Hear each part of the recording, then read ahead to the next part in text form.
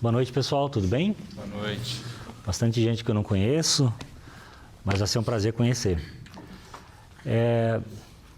Eu queria que vocês começassem pensando hoje sobre a seguinte hipótese. Imagine que você ficasse sabendo que o Senhor Jesus viesse buscar a sua igreja daqui 40 anos.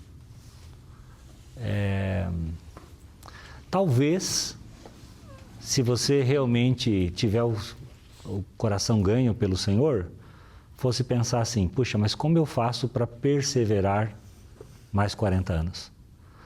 Como eu posso garantir que daqui 40 anos eu tenha me tornado um crente maduro, um crente profundo, né? Um crente autêntico, verdadeira testemunha do Senhor? E você perguntasse ao Senhor, Senhor, como eu faço para chegar lá bem, forte? Eu creio que uma das respostas que o Senhor te daria é que o projeto, entre aspas, né, projeto, mas o plano de Deus para que nós perseveremos passa por um ingrediente essencial, que é relacionamentos.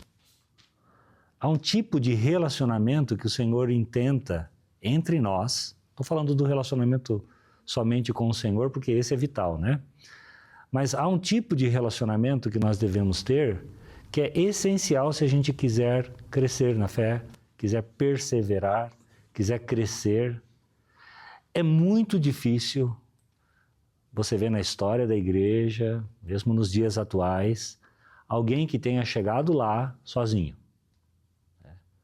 Mas frequentemente a gente não se atenta para a necessidade de desenvolver esse tipo de relacionamento entre nós. Então, pare para pensar um pouquinho. Como é que você chegou aqui hoje à noite? Talvez você veio numa postura meio, vou sentar lá na cadeira, vou ouvir o que vão falar hoje, tomara que seja interessante, né? Tomara que seja bom. De repente, você chegou aqui com algum plano para sair depois da reunião, né, com alguém que está aqui, comer um lanche, enfim, seria muito normal.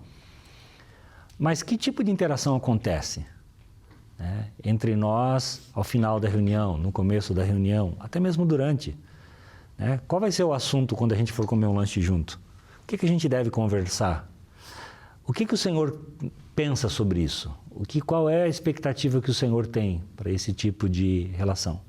Então eu vim aqui fazer uma reflexão sobre esse ponto com vocês. E para a gente começar, eu queria que vocês folheassem comigo algumas páginas ali do início de Gênesis, né? O primeiro capítulo da palavra,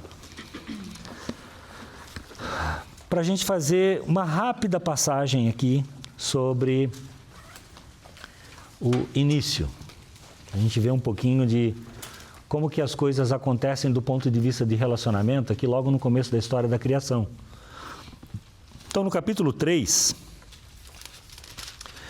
nós temos o relato da queda, né? Todos sabem que esse evento ele é central nas Escrituras, né? Não sei se vocês já ouviram isso, mas em qualquer filosofia, seja humana ou religiosa antibíblica, você vai encontrar que a parte mais atacada das Escrituras sempre vai ser Gênesis de 1 a 3.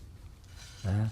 Porque nesses 3 primeiros capítulos da Bíblia, nós aprendemos que temos um Criador. Bom, essa é uma ideia extremamente combatida, né? A ideia da criação. A segunda é que porque nós temos um Criador, devemos a vida a esse Criador, nós devemos obedecer seus mandamentos. Essa é uma outra ideia extremamente combatida. Né? Há em Gênesis 3 o relato da queda, do pecado original.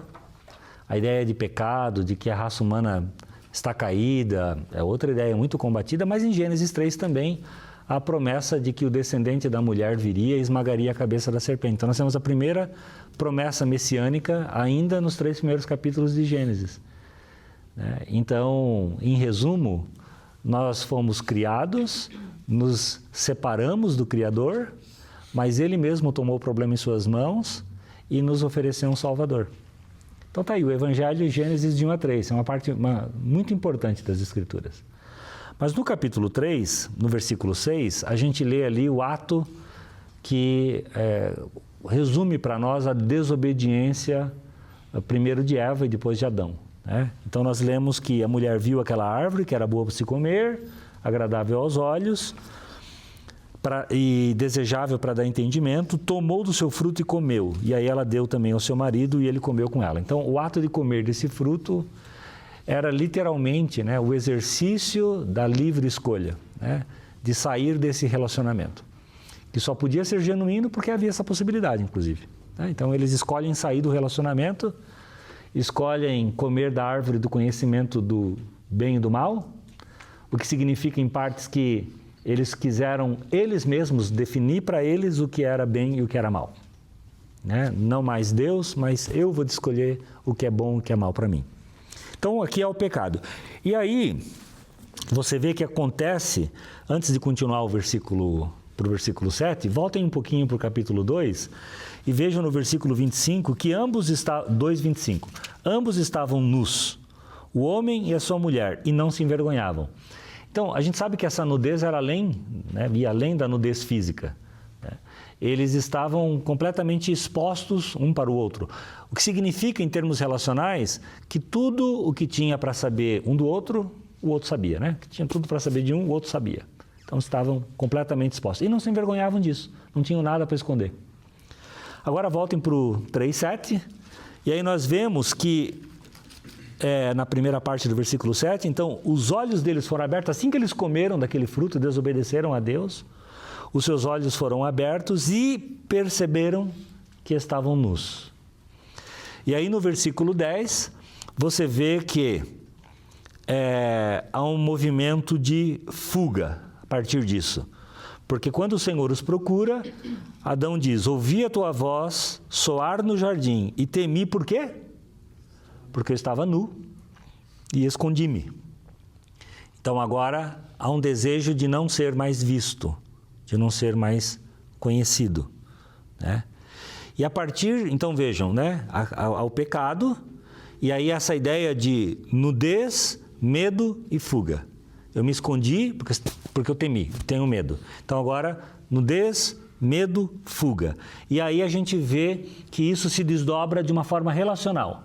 A separação agora, né? Então, no versículo 23, aí do capítulo 3, nós lemos que essa separação atinge o âmago do relacionamento deles com Deus, porque Deus os lança fora do jardim do Éden, certo? E nós sabemos, né, há um texto em Isaías que diz que os nossos pecados, ou as nossas iniquidades, é que fazem separação entre nós e Deus, e é o que a gente vê aqui. Mas voltando para o versículo 7, do capítulo 3 de Gênesis, não sei se está dando para acompanhar, está dando? Uhum. Nós vemos que eles cozeram folha de figueira e fizeram para si aventais, eles se cobriram com essas folhas, né? E esses aventais, do ponto de vista relacional, significam que passa a existir uma necessidade agora de eu controlar aquilo que você sabe de mim, né? Não pense que está assim, um livro aberto, né? Há uma separação. Agora, eu quero administrar aquilo que você percebe ao meu respeito. Eu vou tentar modelar a tua visão ao meu respeito. E começa isso com os aventais. E aí, então, né, isso define o que é essa separação relacional. E aí, existe uma consequência inevitável, ela é bem lógica até. Certo? Se eu e você antes éramos um e nós estávamos nus e não nos envergonhávamos disso, ou seja, estávamos completamente expostos, você podia saber tudo a meu respeito, não tinha nada para esconder, e agora, por causa desse pecado, eu coloco um avental de folhas entre nós, porque agora quero administrar o que você sabe, então isso define essa separação.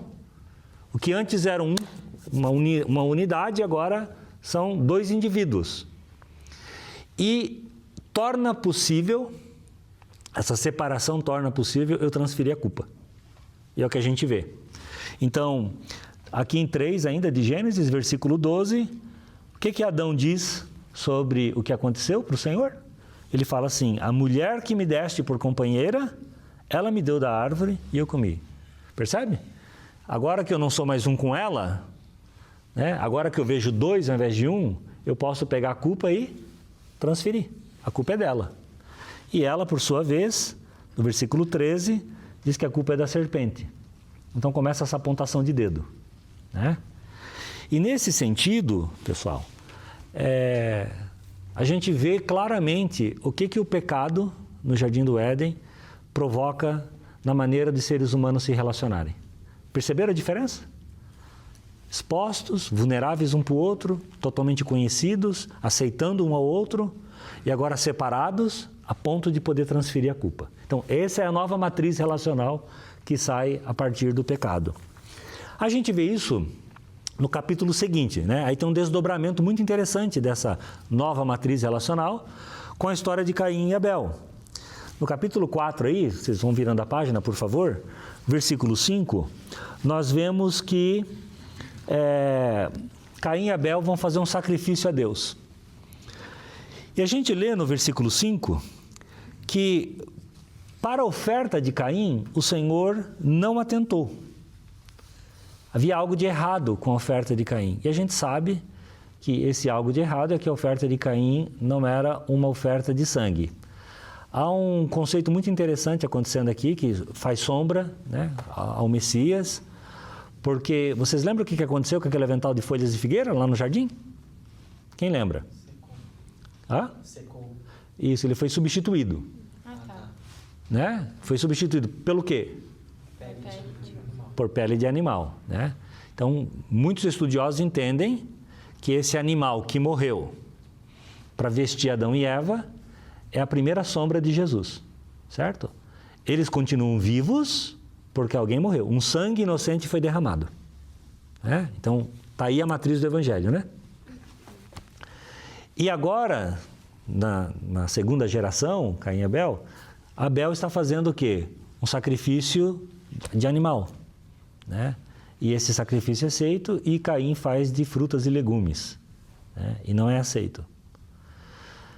A partir desse momento, Caim poderia, puxa vida, reavaliar, né? Opa, deu errado, eu fiz algo aqui que desagradou a Deus e trazer a responsabilidade para si.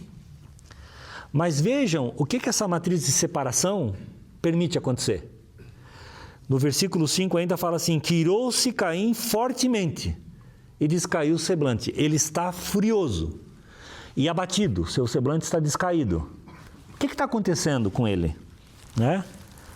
Bom, a gente vê no versículo 8 o que ele está pensando.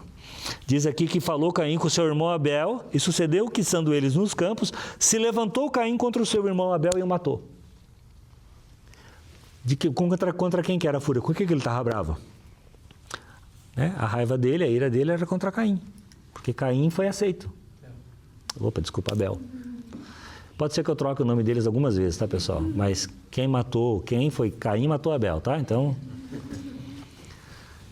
Então, Abel morre, e eu acho que Caim, né, parece que pensa assim, se eu matar esse que Deus está aceitando, então Deus vai ser obrigado a me aceitar. Né? Mas existe um pensamento vitimista muito interessante acontecendo aqui, né? De que eu não sou aceito, porque assim, Deus pode só aceitar um, né? Então, Deus aceitou e por causa dele eu fui rejeitado. E eu tendo sido rejeitado por conta dele, eu sou injustiçado, eu sou uma pessoa que está em desvantagem. Então, nada mais correto do que eu equilibrar essa balança de novo matando ele. Então, veja que ele não pensa que matar o seu irmão é uma agressão tão grave quanto a que ele está fazendo, porque é um pensamento vitimista envolvido. E se tem uma coisa perigosa com pessoas vitimistas, é que elas são capazes de fazer coisas terríveis, sempre pensando que não é tão terrível assim, porque na verdade elas só estão ficando quites. Né? Afinal de contas, elas já foram prejudicadas, elas já foram defraudadas ou prejudicadas e agora elas só estão acertando as coisas. Né?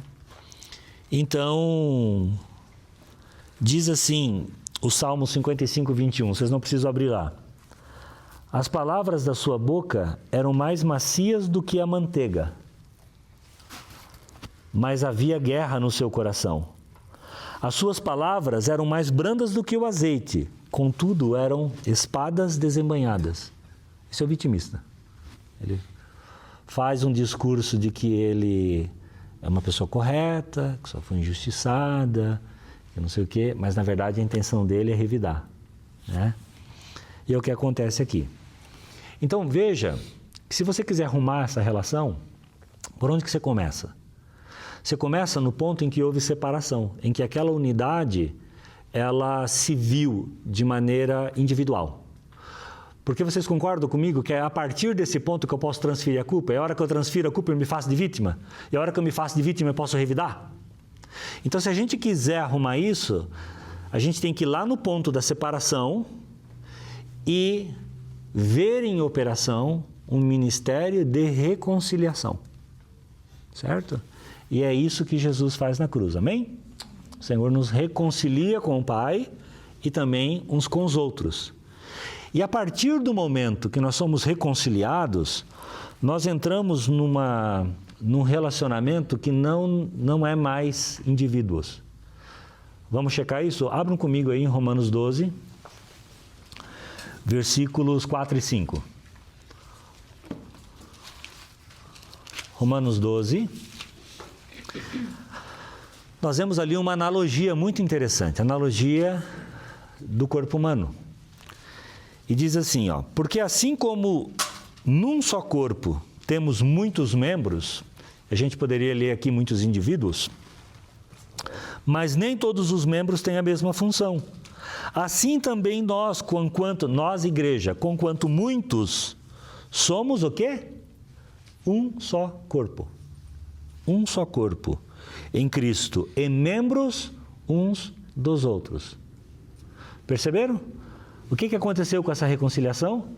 Que nós, a partir do momento que cremos em Jesus, nós somos inseridos de uma forma espiritual num corpo e agora, ao invés de sermos pessoas separadas umas das outras, nós fazemos parte de um corpo.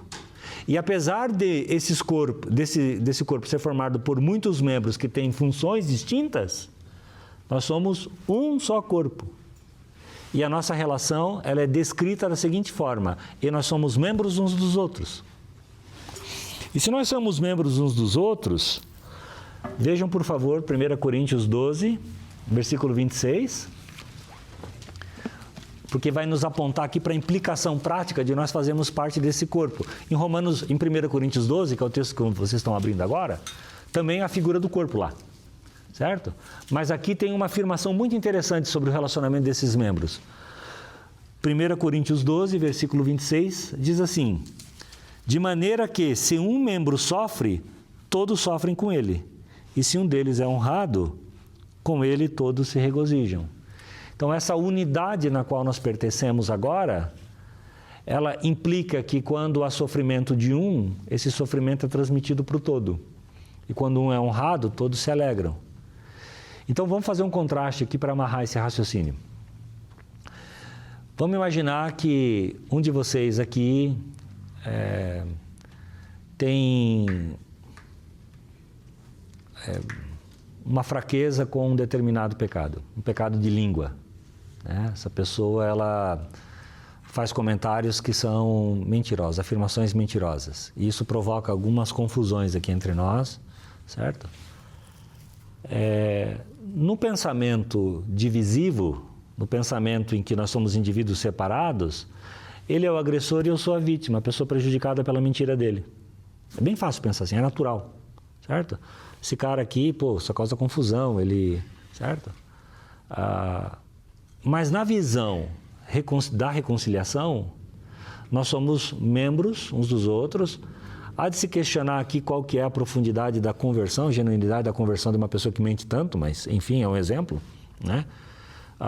Mas agora a relação é diferente.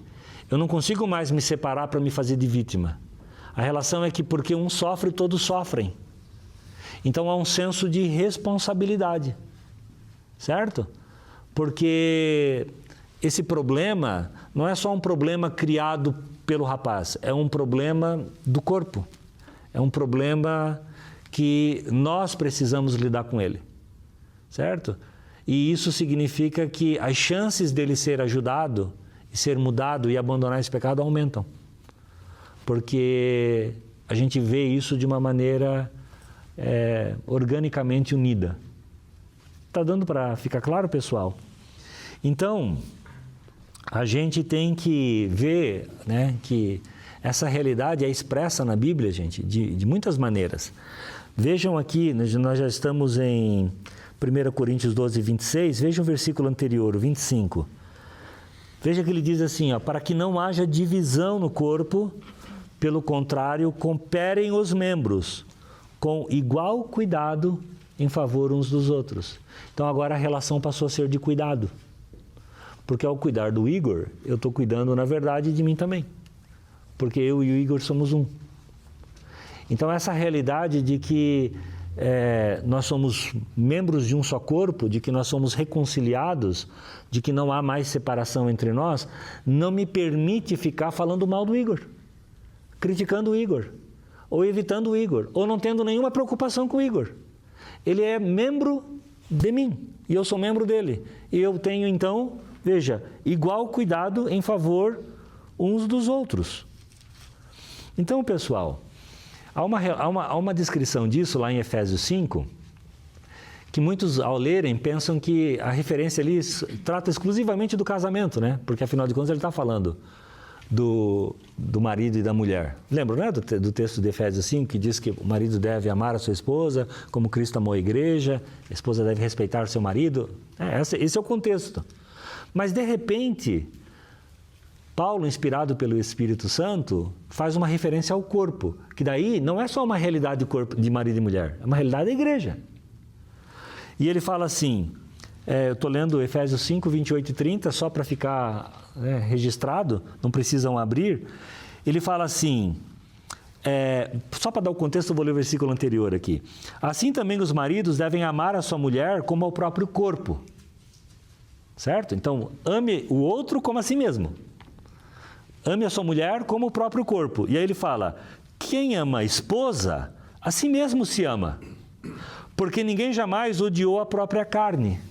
Antes, a alimenta e dela cuida. E aí a relação aqui, ó, como também Cristo faz com a igreja. Porque somos, agora a realidade coletiva, membros uns dos outros. Então, ao terminar falando porque nós somos membros uns dos outros, ele pegou essa realidade que ele está aplicando exclusivamente para o casamento e disse, essa é a realidade do corpo da igreja. E qual que é a realidade do corpo? É que, ao cuidar do outro, você está cuidando de si mesmo. Você está alimentando a sua própria carne. Certo? E a pergunta ou a afirmação é, ninguém jamais odiou a própria carne. Antes, a alimenta e dela cuida. Está na hora de fazer uma pergunta. É assim que a gente se relaciona? É assim que a gente se enxerga? Como é que a gente está aqui hoje? Entendeu? A gente tem essa visão de que a percepção de Deus acerca deste grupo que está aqui hoje à noite é que esse deveria ser o relacionamento entre nós? Ou nós temos um relacionamento baseado na visão de antes, separados, certo? E indivíduos, cada um por si, certo?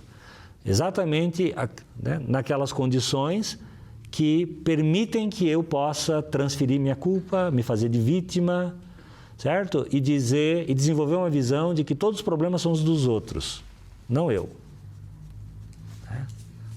Não. A visão aqui é nós somos reconciliados, fomos inseridos no corpo de Cristo, somos membros uns dos outros, quando um membro, todos sofrem. Quando um membro sofre, todos sofrem. Quando um é honrado, todos se regozijam. E ao cuidar de um membro, eu estou cuidando de mim também, porque faço parte desse mesmo corpo com ele. É uma perspectiva radicalmente diferente, não é? Então, tendo estabelecido um pouquinho isso, eu queria ilustrar isso para vocês num episódio do Antigo Testamento, que é um episódio muito interessante, que é o de Jonatas e Davi. Vamos abrir rapidinho lá em 1 Samuel, capítulo 23. Eu quero extrair daqui, bem-sucedido nas campanhas militares, músico, poeta, sábio, um homem chamado segundo o coração de Deus. Então, uma pessoa que, se fosse para colocar ao lado de Jonatas, a gente diria que é um homem bem mais avançado que Jonatas. Está bem mais à frente, talvez. Tanto em talentos como em profundidade espiritual. Mas essa passagem mostra para nós Jonatas cuidando de Davi. Davi precisando desse tipo de apoio. A gente pensa, às vezes, que cuidado é algo que talvez novos convertidos precisam, ou o cara mais novinho do grupo, cuida dele, cuida do novinho, né? A gente pode pensar daqueles que têm talvez um histórico assim de oscilações maiores na fé.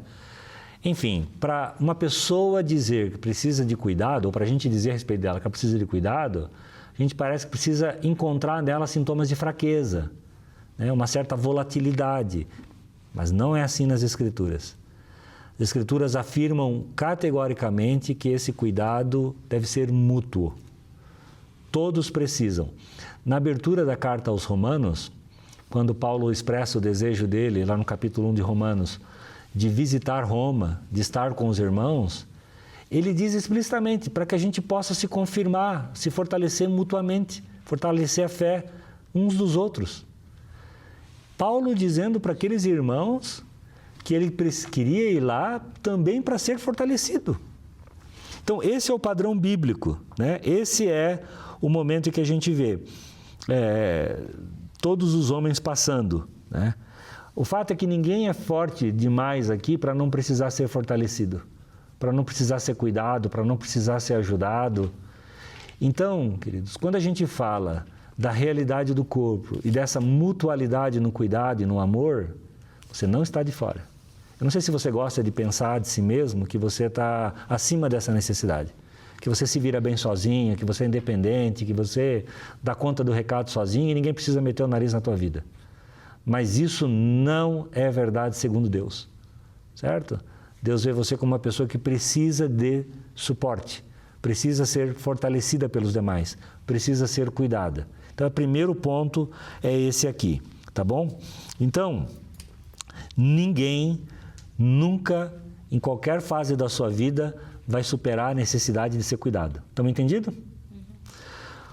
O ponto 2 me chama muita atenção, o esforço consciente que exigiu da parte de Jonatas expressar esse cuidado por seu amigo Davi, né? Eles não se esbarram assim acidentalmente, né? Ah, Davi, tudo bem? Deixa eu te falar, aproveitando que a gente se encontrou aqui perto do bebedouro, né? Cara, fica firme aí, né? Não, ele pega, né? E nós estamos falando aqui de alguns milhares de anos atrás, o que era o esforço de fazer uma viagem de 50 quilômetros? Entendeu? Quais os preparativos envolvidos? Não tem posto, né, de descanso na rua, onde você pode comprar uma bebida gelada, os preparativos, as pessoas envolvidas, os perigos na estrada. Você tem que ir de grupo. É um baita de um esforço, é uma despesa financeira, é um evento que você põe na sua agenda. Você não faz isso vai de manhã e volta antes do almoço, né? Toma dias.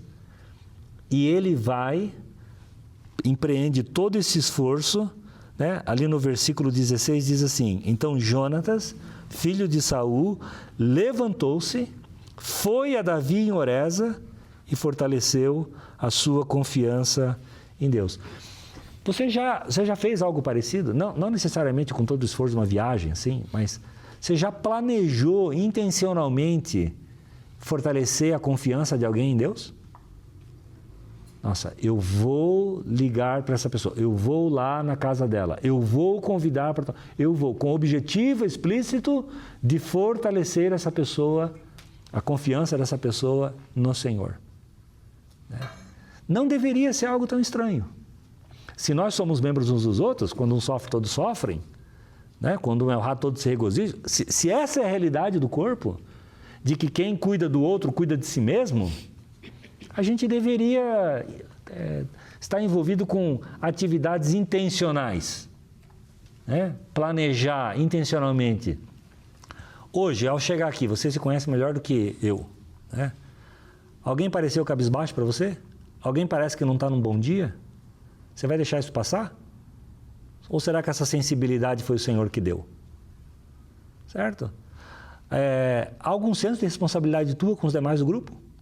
Você se vê como alguém que está aqui para fortalecer a confiança dos demais no Senhor? Ou o teu papel, né, usando expressões mais fortes aqui, é meio clientelista, né? Você veio aqui na posição de um espectador apenas, né? Porque essa posição, ela favorece um fenômeno interessante, né? Hoje eu não gostei do louvor. Hoje eu não gostei da pregação. Né? Como se fosse um produto colocado diante de você e não valeu a pena. Sair perdendo nessa. Né? Vamos cuidar para não cair nessas armadilhas. Né? Eu não estou dizendo necessariamente que é assim que vocês pensam, por favor. Mas eu estou encorajando vocês a serem intencionalmente fortalecedores dos outros. Planejando, de fato, desenvolver um relacionamento de igreja, do que significa ser membros uns dos outros, o que significa fazer parte desse corpo, o que significa ter essa responsabilidade uns para com os outros, o que significa viver uma realidade de cuidado mútuo. Se nós não experimentarmos esse relacionamento, algo muito importante vai faltar para que a gente possa perseverar na fé.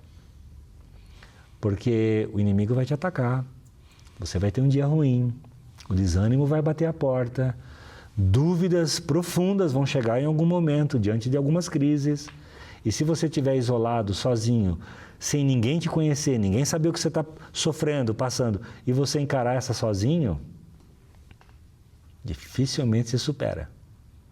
É muito provável que você fique pelo caminho. E o Senhor não quer isso. Então, né, a primeira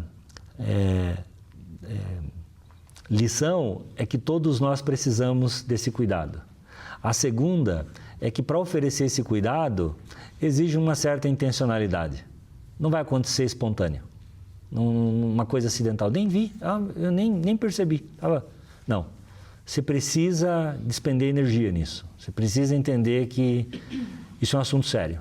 Né? Exige uma certa disciplina, né? Intencionalidade, tá? Disciplina de execução. Né? Não é uma coisa para ficar só no mundo das ideias. Você tem que botar em prática. Muito bem. E nós também vemos aqui uma terceira lição, que basicamente, está bem explícito aqui, mas vale a pena dizer, é que essa força que a gente deve dar uns aos outros é a força de Deus. Né? Não é de nós, não é eu passar o meu caminho em você, né? E à medida que a tua bateria sobe, a minha desce. Não é da minha bateria que eu estou te fortalecendo, é do Senhor. Né? O versículo 16 aqui não diz que Jonatas foi até Oreza para fortalecer, por exemplo, a autoconfiança de Davi, a autoestima de Davi. Davi, acredite em si mesmo, né? Olhe no fundo do seu coração e você vai encontrar a resposta que está buscando. Bem Disney, né? Não é isso. O que está sendo dito é que ele foi lá para fortalecer, né? Ele se levantou, viajou, foi até lá, em Oreza, e fortaleceu a confiança de Davi em Deus. Em Deus. Essa é a diferença, querido, do companheirismo cristão, né? Desse relacionamento dos membros do corpo de Cristo, e os demais grupos de apoio, né? Alcoólatras Anônimos e grupos de terapia e exercícios de dinâmicas de autoajuda, porque o objetivo do companheirismo cristão é apontar uns aos outros para Cristo, não para si mesmo e nem para mim. Né? Não é para o homem, não é não é uma confiança horizontal. Eu estimulo a tua confiança no Senhor, né? Então, há um tipo de paradoxo aqui que eu acho muito interessante, né? Porque, por um lado, eu digo assim, eu preciso de vocês. Eu estava comentando com o Ricardo hoje, né, que depois desse período que o Davi comentou, que eu estava com jovens aqui, a gente morou em Londrina nos anos de 2018 e 2019. E aí, no ano de 2020, eu fui transferido pela empresa que eu trabalhava para Curitiba. Só que os planos que essa empresa tinha para mim lá mudaram radicalmente quando 2020 chegou a Covid, né? A pandemia. E aí, depois de 2020, eles me levaram para Maringá. Eu fiquei em Maringá 21, 22 e 23. 21 foi ainda muito forte com pandemia, lockdown, as reuniões eram remotas, né, por vídeo. Mas nos anos 22 e 23, por algumas questões de Maringá, a gente foi orientado pelo Senhor para continuar congregando aqui em Londrina. A gente não vinha todo final de semana, mas não passava um mês sem a gente vir.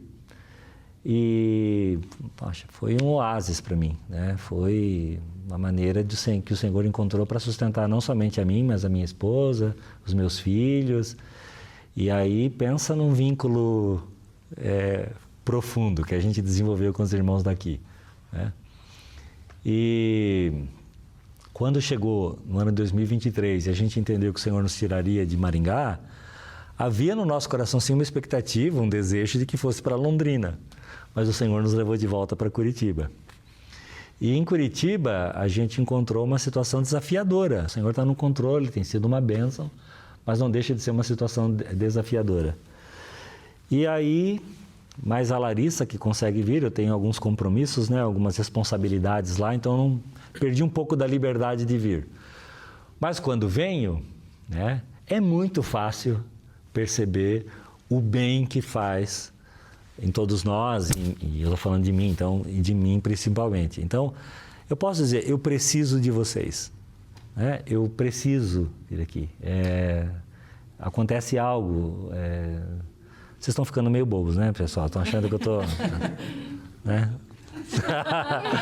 mas de fato é verdade, né? O fato é que Deus, Ele estabelece esses irmãos e irmãs que estão conosco como um canal da graça que Ele deseja nos dar. Então é interessante eu dizer assim, eu preciso de você, meu irmão. Só que ao mesmo tempo, o que você me entrega não é de você, é do Senhor. Então, eu preciso de você como um canal para a graça e o suporte do Senhor na minha vida. Não é algo necessariamente seu, embora seja, porque, né, há uma infusão aí, né? Mas, entender o paradoxo? Eu preciso de você, mas ao ir até você, o que eu recebo é do Senhor. E é só o Senhor que pode me atender, é só o Senhor que pode me ajudar. Então, isso é interessante porque torna você, ao mesmo tempo, indispensável, mas dispensável. Indispensável, porque tem que ser através de você. Mas dispensável porque não é nada de você, é do Senhor em você. E é isso que a gente vê nessa experiência, né, de Jonatas e Davi. Jonatas vai até Davi, Jonatas fortalece Davi, mas Davi recebe algo do Senhor. A confiança que é fortalecida é a confiança no Senhor. Veja que coisa interessante, né? Então, isso explica para nós um pouquinho a natureza desses relacionamentos, né?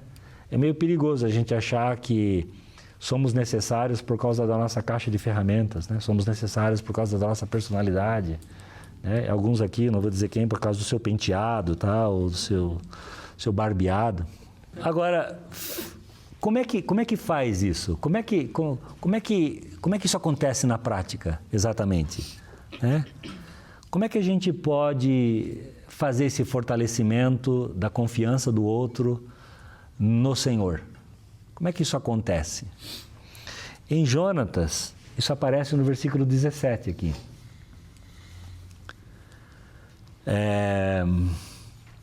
Jonatas fala assim para Davi: não temas, porque a mão de Saul, meu pai, não te encontrará. Tu serás rei sobre Israel, e eu serei o segundo após ti. Saul, meu pai, também sabe disso. Como é que Jonatas sabia que Davi seria rei sobre Israel? Como é que essa informação chegou para Jonatas? A ponto de dizer que até Saul sabia muito bem disso. Vocês já pararam para pensar? De onde que está vindo essa afirmação? Bom, a gente sabe que eles eram grandes amigos, né? E que eles se confidenciavam coração um com o outro. Então a gente pode dizer com bastante naturalidade que Davi deve ter contado para ele que um dia ele estava cuidando do rebanho do pai dele e o profeta Samuel chegou lá na casa do pai dele, Jessé, e depois de ver todos os irmãos dele, ficava perguntando se tinha mais um, e o pai dele talvez resistiu, mas depois de tanto o profeta perguntar, ele finalmente chamou, né? Eu lá no pasto, daí eu cheguei, quando o profeta me viu, ele disse que era eu, e aí ungiu minha cabeça com óleo, então essa informação foi compartilhada. Mas mais do que tudo, essa experiência simbolizava uma promessa de Deus para a vida de Davi, certo? Por quê? Porque entre a unção, lá na casa do pai dele, pelas mãos do profeta Samuel, e o coroamento de Davi, a unção de Davi como rei, passaram-se muitos anos. Então essa história dele ser rei sobre Israel era só uma promessa de Deus, uma promessa de Deus por muitos e muitos anos. Mas era uma promessa de Deus.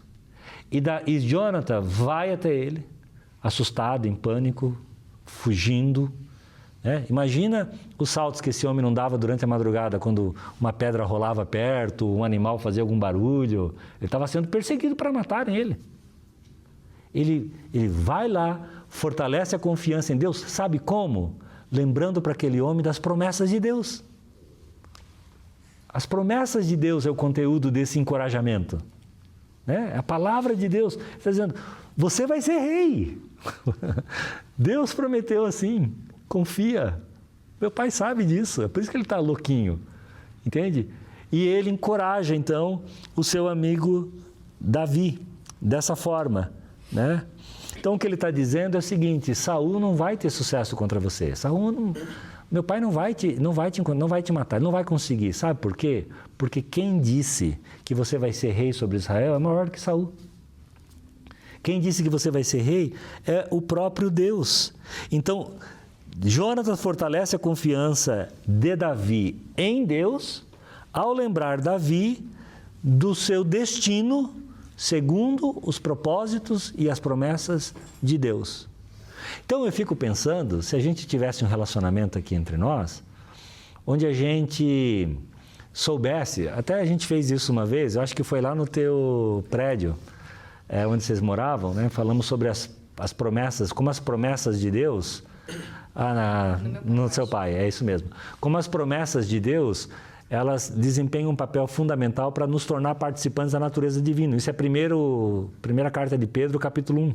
Desculpa, segunda carta de Pedro, capítulo 1. As promessas de Deus são muito importantes, né? E eu lembro que eu encorajei vocês a compartilharem, né, as promessas, né? O que são promessas aqui, pessoal? São aquelas passagens, né, que têm um significado especial na sua história, né? É aquele versículo que Deus já usou tantas vezes no momento de luta, no momento de dúvida, no momento de tristeza, ou mesmo no momento de alegria, né? Mas, né, se você caminha com o Senhor, é muito provável que você tenha um carinho especial por alguns versículos, né? Talvez dos Salmos, talvez do Novo Testamento, aqueles versículos que, né, essa semana eu estava compartilhando com a esposa e filhos, diante de uma luta que eu estou enfrentando, uma provação, né, muito difícil, talvez uma das mais difíceis que já enfrentei. E no momento da nossa oração, o Senhor me trouxe um texto do livro de Daniel, capítulo 10. E eu lembro que a primeira vez que esse texto me impactou foi uma madrugada, quando eu também estava numa crise de adolescente. E a minha mãe, depois de orar comigo, leu esse texto para mim. Faz mais de 30 anos, sabe? Pessoal, não vou dizer quantos, porque tem gente mais velha que eu aqui, né? Então... Mas faz muitos anos. E esse texto continua, entre aspas, pipocando na minha vida, assim, paf, em momentos chaves. E toda vez que o texto vem, o Senhor faz algo mas me toca de um jeito tão íntimo, tão impactante, tão poderoso, certo? É isso. Você conhece quais são os textos que seus amigos aqui desse grupo consideram especiais? Qual é um texto que, se você quisesse encorajar alguém, a confiança de alguém em Deus, você poderia citar esse versículo para ela, talvez escrever num papelzinho, entregar ou colocar no WhatsApp mesmo e dizer, cara, lembra dessa promessa? Você tem uma promessa do Senhor, o Senhor vai cuidar, vai prover, vai consolar, vai dirigir, certo? Isso é fortalecer a confiança do outro no Senhor, ajudando ele a se lembrar das promessas do Senhor para ele, de um jeito íntimo, pessoal, oportuno, né? Bem colocado. Gente, quando a gente pensa num grupo de jovens, é verdade que a gente canta música, é verdade que a gente estuda a palavra, mas cuida para não caracterizar isso daqui como um grupo de estudo, né? A gente tem reuniões de estudo no âmbito da igreja, certo? E vocês tiveram recentemente um banquete espiritual, né, com a visita do irmão Romeu, e há tanta coisa para ser colocada em prática, não há? Tem muita coisa que tem que ser repensada à luz do que vocês têm ouvido. Mas eu ficaria... Talvez esse é meu encorajamento para vocês. Sim, estudem a palavra juntos. Né? É essencial. Cantem juntos. É maravilhoso. Orem juntos, melhor ainda. Mas se veem como um círculo de relacionamento, né? Membros uns dos outros, com cuidado uns pelos outros, se importando de fato uns pelos outros e cuidando uns dos outros, encorajando uns aos outros, com essa ideia de que somos de fato membros uns dos outros. E que, de alguma maneira espiritual, que eu não sei exatamente explicar, ao cuidar do outro você sai fortalecido, porque você está conectado a ele, você é membro do mesmo corpo. Então, quando você fortalece, você é fortalecido. Quando você ajuda, você é ajudado. Quando você alimenta, você é alimentado. Então, a natureza desse relacionamento precisa ser experimentada. Ela é um ingrediente essencial na sua perseverança. Eu comecei perguntando, ou conjecturando aqui, sobre o desafio de perseverar na fé por mais 40 anos, até o retorno do Senhor. Eu espero muito que não demore tudo isso. E eu disse, um ingrediente essencial para você perseverar no Senhor, amadurecer no Senhor, são relacionamentos. E aí eu tentei, com as minhas limitações, exemplificar para vocês, explicar para vocês qual é a natureza desse relacionamento que nos ajuda a perseverar. E eu oro ao Senhor para que vocês sejam capazes de, primeiro, se verem como necessitados desse fortalecimento. Você precisa. Ninguém aqui está acima disso. Número 2, você precisa ser intencional a esse respeito. Você precisa, sei lá, se você usa agenda, listas de tarefas, você tem que se planejar, tem que ter disciplina envolvida aí. Número 3, você precisa fortalecer no Senhor, não com teus próprios recursos, né? Não com teus próprios talentos, não com a tua própria personalidade, com o teu carisma, mas com a força que vem de Deus. E ao fazer isso, é compartilhando as promessas do Senhor, a palavra do Senhor. É isso que fortalece. E o Senhor vai encontrar aqui, nesse grupo, muitos valentes da fé, muitos guerreiros, fortes, saudáveis na fé, crescendo, vencendo o mundo, vencendo o diabo, vencendo a carne, né? Tendo liberdade de pecados de estimação e o nome do Senhor vai ser glorificado. Amém? Amém? Vamos orar. Pai, obrigado, Senhor, por Tua palavra, obrigado, Senhor, por ter falado conosco. Amém.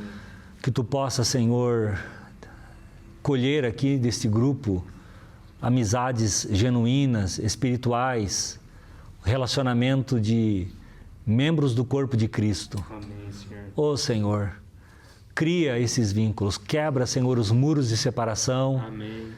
Tira do nosso meio os aventais de folhas de figueira. Amém. E que essas dinâmicas, Senhor, de separação sejam banidas do nosso meio. Uhum. E que haja, Senhor, um espírito de reconciliação que nos lembre, Senhor, faça lembrar constantemente que temos que cuidar uns dos outros e nutrir uns aos outros, encorajar uns aos outros no Senhor. Então, Senhor, proporciona para que as interações aqui não sejam somente corriqueiras, não sejam somente voltadas para assuntos triviais, mas que haja conteúdo espiritual nas interações. Amém. Que hajam conversas de valor espiritual entre eles, Senhor. Amém. E assim, Senhor, o diabo vai perdendo lugar aqui. E o Teu nome seja engrandecido no nosso meio. É isso que nós oramos, Senhor. Em nome de Jesus, amém. Amém.